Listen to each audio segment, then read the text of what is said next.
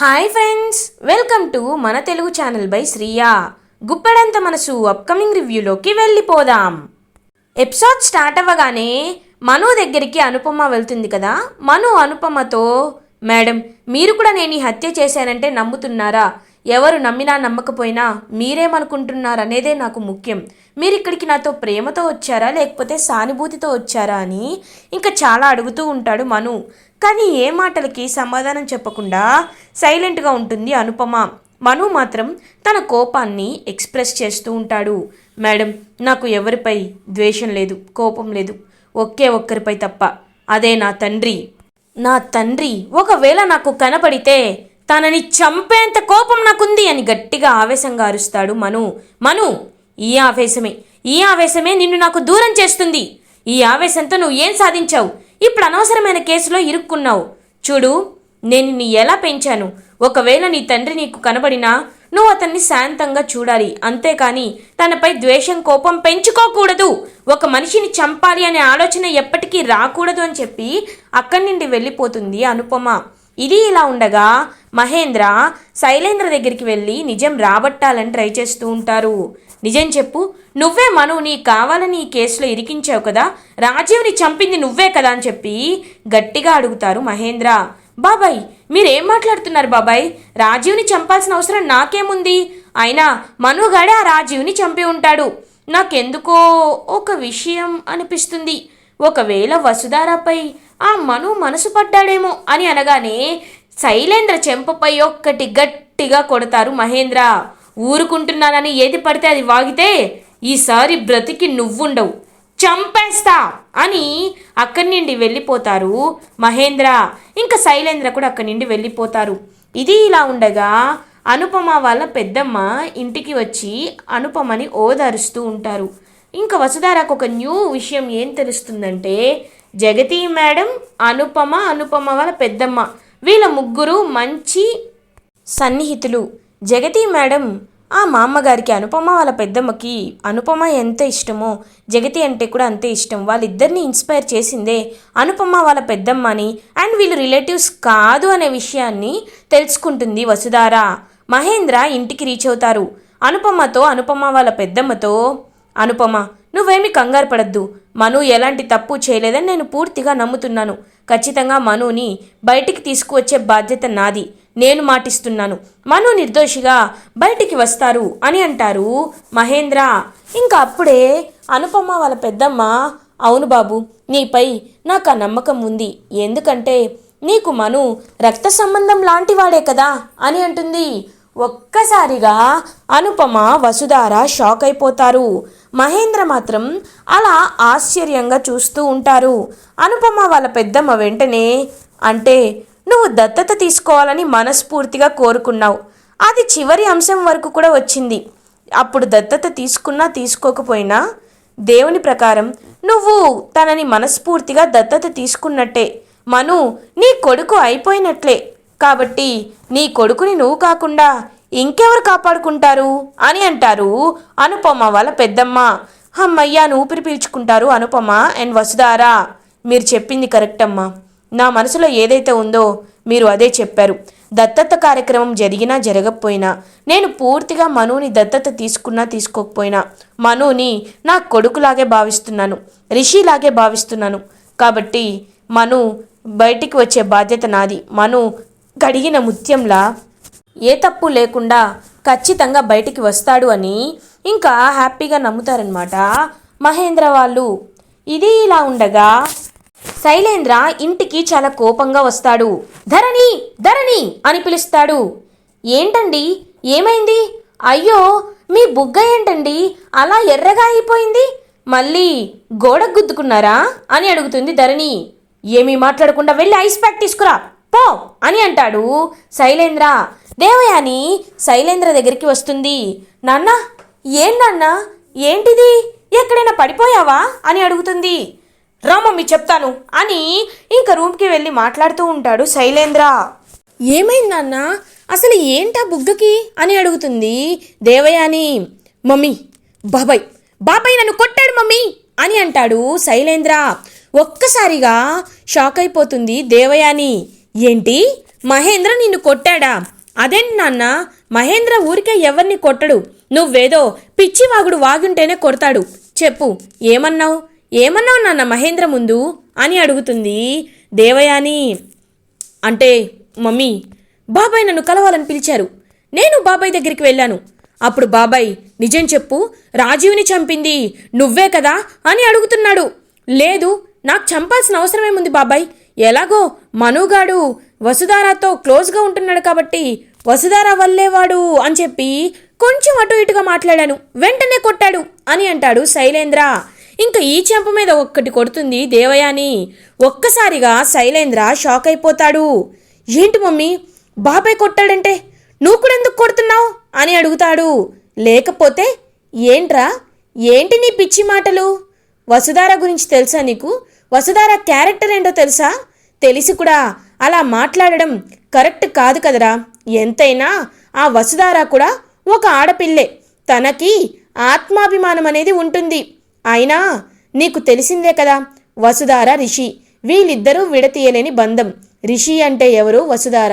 వసుధార అంటే ఎవరంటే రిషి అని అందరూ అంటారు. అలాంటప్పుడు నువ్వు ఇలాంటి పిచ్చి మాట మాట్లాడితే సాటి మనిషిగా నాకే కోపం వచ్చింది. మరి సొంత మావయ్య మహేంద్రకి కోపం రాదా? ఇంకెప్పుడు ఇలాంటి మాటలు మాట్లాడద్దు, అర్థమవుతుందా అని అంటుంది దేవయాని. ఏంటి మమ్మీ నువ్వు ఈ మధ్య చాలా చాలా మారిపోయావు మమ్మీ. నువ్వు ఒకప్పుడు నాకు సపోర్ట్ చేసేదానివి, ఇప్పుడు రాజీవ్ కడికి చేస్తున్నావు, ఇటువైపు వసుధారకు సపోర్ట్ చేస్తున్నావు, నన్ను మాత్రం పట్టించుకోవట్లేదు అని అంటాడు శైలేంద్ర. నాన్న, చేసే పనుల బట్టి ఉంటుంది. నేను చాలా దుర్మార్గపు ఐడియాలు ఇచ్చాను, కానీ ఒక ఆడపిల్ల క్యారెక్టర్ మీద కొట్టమని నీకు నేను ఎప్పుడూ ఇవ్వలేదు నాన్న సలహా. ఎందుకంటే నేను ఒక ఆడదాన్నే కాబట్టి. ఇకపై వసుధార జోలికి వెళ్లకుండా ఎండీ పదవి ఎలా దక్కించుకోవాలో ఆలోచించు. ఆ రాజీవ్ గారిని నేను ఎందుకు యాక్సెప్ట్ చేశానని నువ్వు ఫీల్ అవ్వచ్చు. ఎందుకంటే వాడు రిషి వసుధారాకి పరిచయం అవ్వకముందు నుండే తనపై ప్రేమ పెంచుకున్నాడు, ప్రాణంగా భావించాడు. వాడి దాంట్లో తప్పు లేదని నాకు అనిపించింది, అందుకే వాడిని సపోర్ట్ చేశా. ఇంకెప్పుడు వసుధార గురించి కానీ ఎవరి గురించి కానీ తక్కువగా మాట్లాడద్దు అని చెప్పి అక్కడి నుండి వెళ్ళిపోతుంది దేవయాని. అయినా విలన్లకి కూడా ఇలాంటి సెంటిమెంట్స్ ఉంటాయా ఏంటో, పిచ్చి మమ్మీ. అయినా మహేంద్ర బాబాయ్కి నా మీద డౌట్ ఎలా వచ్చింది? అసలు చేయించింది నేను కాదు కదా అని ఆలోచిస్తూ అక్కడి నుండి వెళ్ళిపోతాడు శైలేంద్ర. ఇది ఇలా ఉండగా వసుధార ఆలోచిస్తూ ఉంటుంది. అనుపమ మేడం వాళ్ళ పెద్దమ్మ మామగారు, ఆవిడ జగతి మేడంకి కూడా బాగా క్లోజ్ అంటున్నారు. అసలు వీళ్ళ మధ్య ఉన్న గతం ఏంటి? అయినా మహేంద్ర మావయ్య మనుకి తండ్రి అవడం ఏంటి? అసలు ఏం జరిగింది అని ఆలోచిస్తూ ఉంటుంది వసుధార. కరెక్ట్గా అదే టైంకి మహేంద్ర వసుధార దగ్గరికి వస్తారు. అమ్మ వసుధార, డిఎన్ఏ రిపోర్ట్స్ వచ్చాయంట, మనల్ని పోలీస్ స్టేషన్కి రమ్మంటున్నారు, రామ్మా వెళ్దాం అని అంటారు. వస్తున్నాను మావయ్య అని వసుధార అండ్ మహేంద్ర పోలీస్ స్టేషన్కి బయలుదేరుతారు. ఇంకప్పుడే కానిస్టేబుల్ అయితే పోలీస్ స్టేషన్కి ఎస్ఐకి రిపోర్ట్ తీసుకొచ్చి ఇస్తారు. ఇదిగో నీ జాతకం ఇందులోనే ఉంది, నిన్ను కోర్టుకి తీసుకువెళ్ళాలా నిర్దోషిగా వదిలిపెట్టాలా అన్నది ఇప్పుడు తెలుస్తుంది. నీపై చాలా నమ్మకం పెట్టుకున్నారు పాపం మీ వాళ్ళు, వాళ్ళకి ఇవాళ్టితో నువ్వేంటో అర్థమైపోతుందిలే అని ఇంకా చెప్తూ ఉంటారు ఎస్ఐ. ఇంకప్పుడే ఎస్ఐ దగ్గరికి వస్తారు వసుధార అండ్ మహేంద్ర. రండి సార్ రండి, మీ గురించే ఎదురు చూస్తున్నాను. ఇప్పుడే డిఎన్ఏ రిపోర్ట్స్ ఓపెన్ చేయాలి అనుకున్నాను. ఇది గనక మ్యాచ్ అయితే ఇంక వీడిని ఇక్కడ ఉంచడం కాదు, ఇతన్ని డైరెక్ట్గా కోర్టులోనే సబ్మిట్ చేస్తాం అని డిఎన్ఏ రిపోర్ట్స్ ఓపెన్ చేసి చూస్తారు. ఖచ్చితంగా అవి మ్యాచ్ అవ్వవమ్మా, ఎందుకంటే ఈ తప్పు మను చేయలేదు కాబట్టి అని చెప్పి ఇంకా పాపం ఇద్దరు కాన్ఫిడెంట్గా ఉంటారు. ఎస్ఐ ఆ రిపోర్ట్స్ చూసి ఒక్కసారిగా షాక్ అయిపోతాడు. సార్, ఆ రిపోర్ట్స్లో ఏముంది సార్, చెప్పండి సార్ ఏముంది అని అడుగుతుంది వసుధార. నేను అనుకున్నది మీరు ఊహించనిదే ఉంది. ఈ రిపోర్ట్స్ చూడండి, అది రాజీవ్ డెడ్ బాడీనే. వీడే రాజీవ్ని చంపి ఆ ప్లేస్లో పడేశాడు. ఇప్పటికైనా మీకు క్లారిటీ వచ్చిందా? చూడు, ఇప్పటి వరకు నీది 1% అయినా తప్పు లేదేమో అని నీకు మర్యాద ఇచ్చా, కానీ ఇప్పటి నుండి నీకు మర్యాద ఇవ్వను. రేయ్, వీని తీసుకువెళ్ళి కోర్టులో సబ్మిట్ చేయాలి. జాగ్రత్తగా చూసుకోండి. ఎంత పెద్ద క్రిమినల్ వీడు, తప్పించుకుంటాడు అని ఎస్ఐ చాలా కోపంగా ఉంటారు మను పైన. ఇంకా మను చాలా ఆశ్చర్యపోతూ, సార్ నేను నిజం చెప్తున్నాను, నేను వాడిని చంపలేదు అని అంటారు. ఏయ్, ఇప్పటి వరకు మాటలతో చెప్పా, ఇంకొక్కసారి నువ్వు ఈ తప్పు చేయలేదు అంటే నా లాఠీకి పని చెప్పాల్సి వస్తుంది. చదువుకున్న వాడివిలా కనబడుతున్నావు, అందుకే మర్యాద ఇస్తున్నా. మర్యాద కాపాడుకో. కానిస్టేబుల్స్, వీణ్ణి జాగ్రత్తగా చూసుకోండి అని చెప్పి ఇంకా పోలీస్ అయితే అక్కడి నుండి వేరే పనిపై వెళ్తారు. ఇంకా మను చాలా ఆశ్చర్యపోతూ ఉంటారు. మను దగ్గరికి వసుధార మహేంద్ర వస్తారు. మను, ఇదంతా కావాలనే నిన్నెవరో ఇరికించారు. నాకైతే ఆ వాడి మీదే, ఆ శైలేంద్ర కాడిపైనే డౌట్ ఉంది. కాబట్టి నువ్వేమీ కంగారు పడద్దు. కోర్టుకు వెళ్తానంటున్నారు, నువ్వేమీ బాధపడద్దు. ఖచ్చితంగా కోర్టు మనకి అనుకూలమైన తీర్పే ఇస్తుంది అని చెప్పి ఇంకా పాపం ధైర్యం చెప్తూ ఉంటారనమాట వసుధార అండ్ మహేంద్ర మనుకి. ఇది ఇలా ఉండగా మార్నింగ్ అవుతుంది. ఇంకా అలా వసుధార అండ్ మహేంద్ర, ఇటువైపు మను అందరూ ఇంకా కోర్టుకి వెళ్తారు. మనుని డైరెక్ట్గా పోలీస్ అయితే కోర్టులో ప్రొడ్యూస్ చేస్తారు. ఇటువైపు ఇంకా మను తరపు ఏంజల్ అయితే ఒక లాయర్ని పెట్టిస్తుంది. ఇంకా లాయర్ అయితే బాగా తెలిసిన వ్యక్తి అనమాట. సో ఇంకా లాయర్ని లైక్ డిఫెన్స్ లాయర్గా ప్రమోట్ చేస్తుంది ఏంజల్. ఇటువైపు పబ్లిక్ ప్రాసిక్యూటర్గా ఒక లాయర్ అయితే గవర్నమెంట్ తరపు లైక్ పోలీస్ తరపు అయితే ఉంటారనమాట.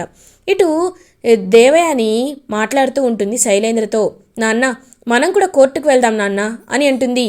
మమ్మీ, మనం ఎందుకు అని అంటాడు శైలేంద్ర. అది కాదు నాన్న, ఆ రాజీవ్ గడు ఎలా చనిపోయాడు, వీడే చంపాడా లేకపోతే ఏం జరిగిందనేది మనం తెలుసుకోవచ్చు నాన్న. నా మాట విను, రా వెళ్దాం, మీ నాన్నగారు బయలుదేరుతున్నారు అని ఇంకా వెళ్తుందనమాట దేవయాని కోర్టుకి. ఇటువైపు శైలేంద్ర కూడా మమ్మీ అంతగా చెప్తుంది, వెళ్ళాలి తప్పదు అని చెప్పి ఇంకా వెళ్తాడనమాట శైలేంద్ర, దేవయాని, ఫణీంద్ర, మహేంద్ర, అనుపమ వాళ్ళ పెద్దమ్మ, వసుధార వీళ్ళందరూ ఇంకా కోర్టుకి వెళ్తారు. ఇంకా కోర్టులో పబ్లిక్ ప్రాసిక్యూటర్ అయితే తన స్పీచ్ ఇవ్వడం అయితే స్టార్ట్ చేస్తాడు. యువర్ ఆనర్, 5 days బ్యాక్ మా పోలీస్ స్టేషన్కి ఒక కంప్లైంట్ వచ్చింది. ఆ కంప్లైంట్ ఆధారంగా వెళ్ళి అక్కడ క్లూస్ అన్నీ కలెక్ట్ చేసుకుంటే ఒక అతి భయంకరమైన నిజం బయటపడింది. అది ఏంటి అంటే, ఏదో సంఘర్షణ ద్వారా ఈ మను అనే ముద్దాయి రాజీవ్ అనే వ్యక్తి గొడవ పడ్డారు. వాళ్ళిద్దరూ గొడవపడి మాట పెరిగి ఒకరిపై ఒకరు గన్లు చూపించుకున్నారు. మను అత్యంత దారుణంగా రాజీవ్ని గన్తో షూట్ చేసి చంపేశాడు. ఆ డెడ్ బాడీని ఒక గుర్తు తెలియని ఏరియాలో డిస్పోజ్ చేశాడు.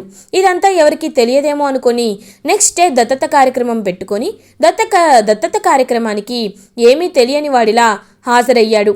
ఇక్కడ చూస్తున్నట్టు వీడియో ఫుటేజ్ ఉంది, అండ్ ఐ విట్నెస్ ఉంది, అండ్ డిఎన్ఏ రిపోర్ట్స్ కూడా ఉన్నాయి. అన్ని ఫేవర్స్, అన్ని విషయాలు మనుకి ఎగెన్స్ట్గానే ఉంది. మీరు ఈ సాక్ష్యాలన్నీ కన్సిడర్ చేసి మనుకి జీవిత ఖైదు శిక్ష విధించమని కోర్టు వారిని నేను కోరుతున్నాను అని చెప్పి ఇంకా తనైతే వెళ్తారనమాట పబ్లిక్ ప్రాసిక్యూటర్. వెంటనే మను తరఫు డిఫెన్స్ లాయర్ అయితే ఇంకా తన వాదన వినిపిస్తూ ఉంటారు. యువర్ ఆనర్, అసలు ఆ ఇన్ఫర్మేషన్ ఎవరిచ్చారనేది ఇప్పటి వరకు పోలీస్ అనేవారు చెప్పలేదు. ఓకే, ఆ విషయం డిస్క్లోజ్ చేయకూడదు అని అనుకుందాం. ఒక వ్యక్తిపై ఇన్ని సాక్ష్యాలు ఫేవర్గా ఉన్నాయి అంటే ఖచ్చితంగా అక్కడ ఏదో తప్పు జరిగిందని మేము మనస్ఫూర్తిగా నమ్ముతున్నాం యువర్ ఆనర్. మాకు సాక్ష్యాలను సంపాదించడానికి కాస్త టైం కావాలని మేము సవినయంగా కోరుతున్నాం అని అంటారు డిఫెన్స్ లాయర్. ఇంకా తీర్పు అంతా వింటారనమాట, వాదనలు మొత్తం వింటారు జడ్జ్. ఇంకా జడ్జ్ అయితే ఆలోచిస్తూ ఉంటారు. ఇటువైపు అన్నీ లైక్ ఫేవర్గా ఉన్నాయి, ఇటేమో లేదు, ఏం చేయాలి అని ఆలోచిస్తూ ఉంటారు. మీరు ఏదైనా మాట్లాడాలి అనుకుంటున్నారా? నిజం చెప్పండి, ఇప్పటికైనా తప్పు చేస్తే ఒప్పేసుకోండి అని చెప్పి ఇంకా జడ్జ్ అడుగుతారు మనుని. సార్, నేను చిన్నప్పటి నుండి భగవద్గీత చదువుతూనే ఉన్నాను. అందులో పదాలు, అందులో ఉన్న శ్లోకాలని నా నిజ జీవితంలో నేను ఎప్పటికప్పుడు అమలు చేస్తూనే వస్తాను సార్. ఒక మనిషి ప్రాణాలు తీయడం అనేది ఎంత కర్కశమో, ఎంత రాక్షసత్వమో నాకు బాగా తెలుసు సార్. అలాంటిది నేను ఎందుకు ఒకరి ప్రాణాలని తీయాలని చూస్తాను సార్? నేను మనస్ఫూర్తిగా చెప్తున్నాను, నేను హార్ట్లో ఏమీ లేకుండా కల్మషం లేని హృదయంతో చెప్తున్నాను. నేను కేవలం రాజీవ్పై మిస్ఫైర్ చేశాను, కానీ నేను తనని చంపలేదు సార్. ఇదంతా ఎవరో కావాలనే చేస్తున్నారు అని అంటాడు Manu. Objection your honour. Criminal తప్పించుకోవడానికి ఎన్నైనా చెప్తారు యువర్ ఆనర్, కానీ మూడు సాక్ష్యాలు ఇతను తప్పు చేశాడని చెప్తున్నాయి, ఇతనిపై వేలెత్తి చూపిస్తున్నాయి. వీటిని మనం కన్సిడర్ చేయకపోతే అది కరెక్ట్ కాదు యువర్ ఆనర్. ఈ కోర్టు కేసు ఒక్కటే కాదు, మనకి ఇండియాలో, ఈ రాష్ట్రంలో, ఈ జిల్లాలో, ఈ కోర్టులో ఎన్ని పెండింగ్ కేసెస్ ఉన్నాయో తెలుసు. ఇతని మీద నమ్మకం ఉంచి కేవలం ఇతను ఒక మాట చెప్పాడనే ఆధారంతో ఈ కేసుని వాయిదా వేసి మళ్ళీ టైం వేస్ట్, కోర్టు యొక్క ప్రైమ్ టైంని వేస్ట్ చేయాలనుకోవడం కరెక్ట్ కాదు యువర్ ఆనర్. సో మీరు ఈ తీర్పుని ఎంత వీలైనంత త్వరగా ఇస్తే అంత మంచిదని, కోర్ట్ టైం కూడా సేవ్ అవుతుందని నేను మనస్ఫూర్తిగా కోరుకుంటున్నాను అని పబ్లిక్ ప్రాసిక్యూటర్ చెప్తారు. ఇంకా కరెక్ట్గా తీర్పు ఇచ్చేసే టైంకి ఇంకా అనుపమ వీళ్ళందరూ చాలా అంటే చాలా బాధపడుతూ ఉంటారు. మహేంద్ర, వసుధార వీళ్ళందరూ చాలా దిగులుగా ఉంటారు. మమ్మీ, ఇంక వీడి పని అయిపోయినట్లే అని అంటాడు శైలేంద్ర. ఇంకా జడ్జి అయితే వాదోపవాదాలు విన్న తర్వాత బాగా ఆలోచించి తీసుకున్న నిర్ణయం ఏంటి అంటే, మను రాజీవ్ని హత్య చేశాడని తగిన సాక్ష్యాధారాలు ఉన్నాయి కాబట్టి ఉండే కారణంగా మనుకి 14 ఏళ్ల జైలు శిక్ష అని అనేలోపు ఆగండి అని ఒక గొంతు వినపడుతుంది. అందరూ ఒక్కసారిగా అటువైపుగా చూస్తారు. చూసేసరికి ఒక్కసారిగా షాక్ అయిపోతారు. ఎందుకంటే అక్కడికి చక్రపాణి నడుచుకుంటూ వస్తాడు. ఇంకా చక్రపాణిని చూసి ఒక్కసారిగా అందరూ షాక్ అయిపోతారు. చక్రపాణి, సార్ మీతో నేను మాట్లాడాలి సార్ అని అంటారు. ఇంకా వెంటనే బోన్లోకి వస్తాడనమాట. చక్రపాణి, చెప్పండి, అసలు మీరు ఎవరు? ఎందుకు మమ్మల్ని ఆగమని చెప్పారు? అసలు మీరు ఎందుకు ఇలా కోర్టు టైంలో ఇంటర్ఫియర్ అయ్యారు అని చెప్పి అడుగుతాడనమాట.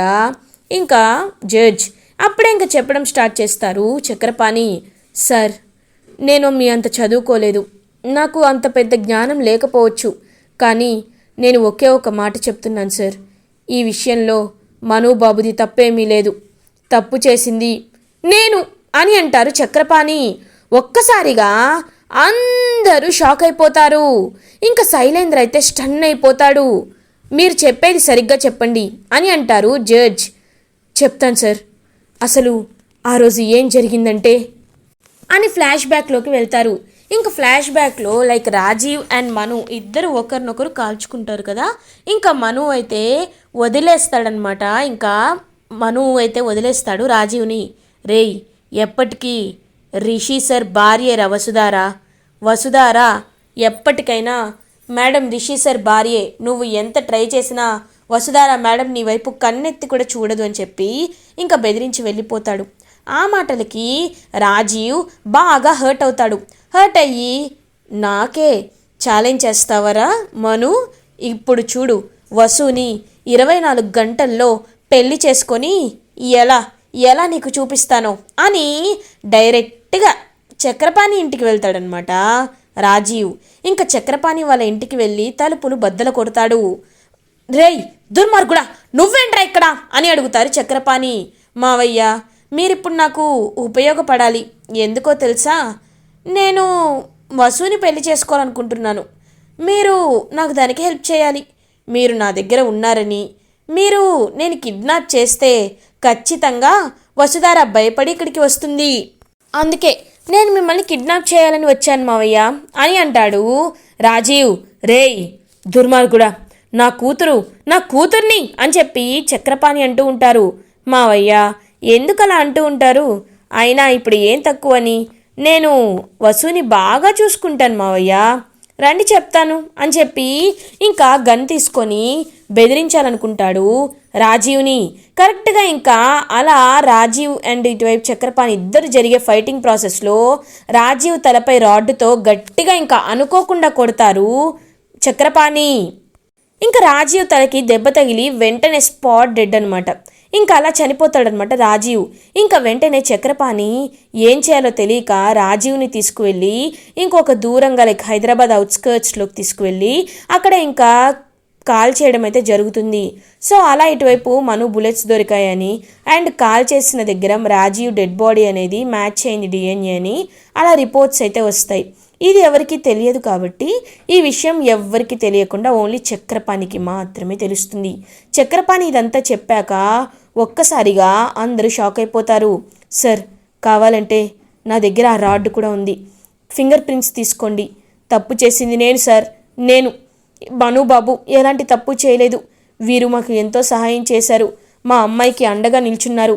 అలాంటి బాబు చెయ్యని తప్పుకి నిర్దోషిగా బయటికి వెళ్తుంటే, జైలుకి వెళ్తుంటే నేను చూసి తట్టుకోలేను సార్. కాబట్టి అన్ని సాక్ష్యాలు చూసుకోండి సార్ అని చెప్పి ఇంకా పాపం చక్రపాణి అసలు నిజాన్ని చెప్తారు అందరితో. ముద్దాయి వచ్చి తనంతట తాను తప్పు ఒప్పుకున్న కారణంగా అక్కడికి వెళ్ళి పోలీస్ని కూడా ఇన్వెస్టిగేట్ చేయాలని కోరుతూ ఇటువైపు చక్రపాణిని అదుపులోకి తీసుకోమని నేను కోర్టు వారిని, పోలీస్ స్టేషన్ వారిని ఆదేశిస్తున్నాను అని చెప్పి ఇంకా పోలీస్కి చక్రపాణిని అరెస్ట్ చేయమని చెప్తారు. ఇంకా మనునైతే రిలీజ్ చేస్తారు. వసుధార చక్రపాణి దగ్గరికి వస్తుంది. అమ్మ వసు, నన్ను క్షమించమ్మా అని అంటారు. నాన్న, ఎందుకు నాన్న? ఆ దుర్మార్గుడు చనిపోవడం మనకి ఎంతో మంచిదైంది అని అంటుంది వసుధార. నాన్న, ఏమీ భయపడద్దు అని అంటుంది వసుధార. లేదమ్మా, ఆ దుర్మార్గుడిని చంపినందుకు నాకు చాలా మనశ్శాంతిగా ఉంది. నేను జైలు శిక్ష అనుభవించినా నాకు పర్లేదు, కానీ నువ్వు మాత్రం సంతోషంగా ఉండాలి. రిషి బాబుని చేరుకోవాలి. అల్లుడు గారు, నువ్వు సంతోషంగా ఉండాలి అని చెప్పి పాపం అలా ఇంకా చక్రపాణి అరెస్ట్ అయి వెళ్ళిపోతారు. అండ్ ఈ వేలో రాజీవ్ని అసలు చంపింది ఎవరు, అసలు రాజీవ్ ఎలా చనిపోయాడు, చక్రపాణినే రాజీవ్ని చంపేశాడు అనే విషయం బయటపడుతుంది. ఇలా ఎపిసోడ్ ఎండ్ అవుతుంది. ఫర్దర్ ఎపిసోడ్ రివ్యూస్ ముందుగా మీకు కావాలి అనుకుంటే మా ఛానల్ని సబ్స్క్రైబ్ చేసుకోండి. Thanks for watching.